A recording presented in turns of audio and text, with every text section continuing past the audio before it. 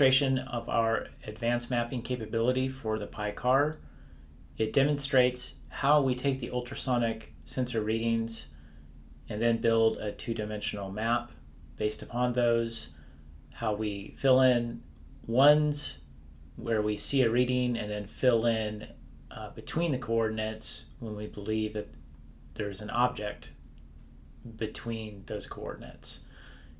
So I'm going to walk you through the process and then the code that we have here. If you look here, we have a live feed of the car, which will be taking the readings, and then we have a VNC viewer connection of the car so that we can see a matplotlib representation of the map after it's built. So with that, we'll run the code.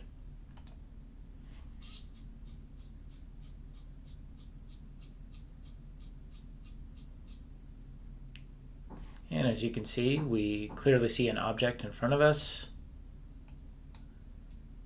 And now we have filled in ones for that object between the coordinates. So let's now remove the object.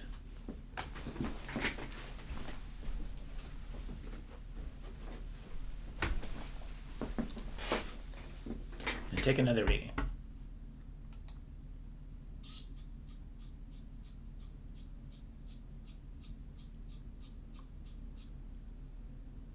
Okay, we see that the object no longer is in front of us.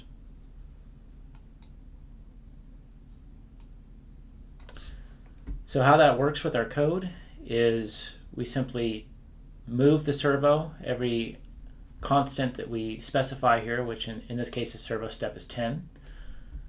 And we get the distance. We decided to take multiple distance readings when we receive a -2. And so we have a constant set for max distance readings, which will be start at 3, down to 0, and then the loop will break. So we'll check to see if we have -2, and if we don't, we will return the value. And if we hit to number 3, then we will return the -2. So we create the map, which is a 2D array. So based upon NumPy, we fill in the zeros for all coordinates. And then once we get our readings, we send them to this function, the list of the readings to this function, and we use the angle and distance to build our map. So where distance would be the y, or each subarray of the array, and the angle would be the x. Moved 90 places so that we're not out of bounds, because we're starting at -90 in our readings. We use a slope to help us understand the rate of change and see where we want to fill in ones between the coordinates. And then we have a function to add those ones, which will simply add ones based upon the location of the readings, and create a new second NumPy array. And then we plot it to matplotlib.